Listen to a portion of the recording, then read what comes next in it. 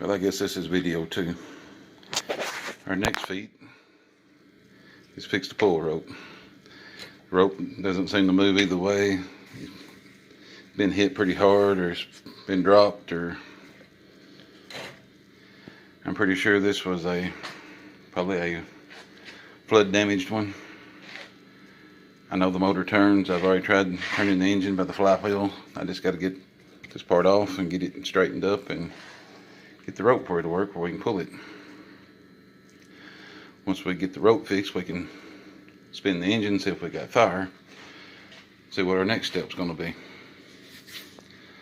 But I'm going to take it apart and I'll show you what I get when I get the screws out of it. It's like it's just 4 simple little Phillips screws. Well, I've got the 4 screws out. It is what I thought would be wrong. It's full of mud, full of junk. I just got to disassemble this and get it all cleaned out, and I think it'll be good. I don't think it's been in there long enough for the spring to be rusted up and break, but we'll see. This is the part I like.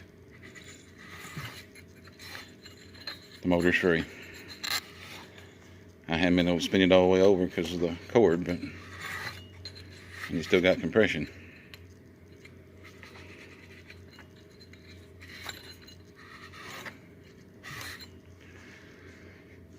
So the next step, like I said earlier, if this works out right, we'll be able to pull the cord and we'll see if it has fire, see if we can actually get it to run. I haven't found any water in it, so I don't know exactly why it's full of mud, but don't know how long it's been that way. I'm going to take it apart and we'll find out what's inside. But don't that look better? I couldn't get it apart. I was really afraid the screw was going to break off some of the plastic inside. So I decided to do things a little different. I thought, well, if it was flooded, that's how all this dirt got in it. Water put it in there, water and take it out. So I took it to the sink and washed it. Put some hot water to it. Kept pulling on the rope. It finally got where it'd roll really good. I put some silicone spray in behind it. Help push out some of the water. And all it's got to do now is dry. Put the spring tensions back. It rolls good. I took this to the vise and took a hammer to it and straightened it back up. It's a lot better than it was. I'm going to put it all back together and we're going to see if this thing will crank. Hopefully, at least it will spin over and we've got fire. If we got fire, we can move on to the next thing. If not, we'll have to take it apart a little more. Still a lot of bending and straightening to do, but looks like we're getting somewhere. Only thing I see that's not on here is a fuel tank.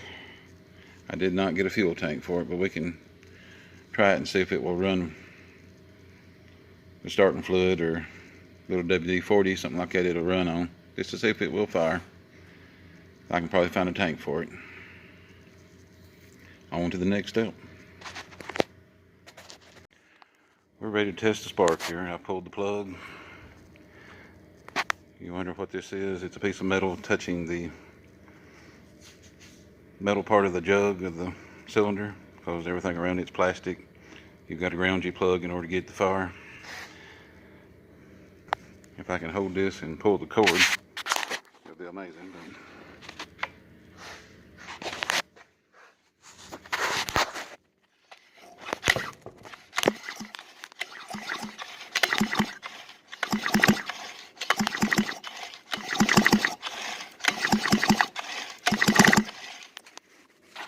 We got fire.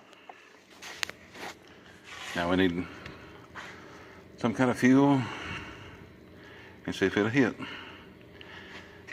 Probably gonna have to make a gas tank if I can't figure out what brand it is, because I haven't found a label on it. It's all the stickers is gone off of it. So we'll have to figure out what it is. If somebody knows by looking at it, then tell me. So far we have no clue.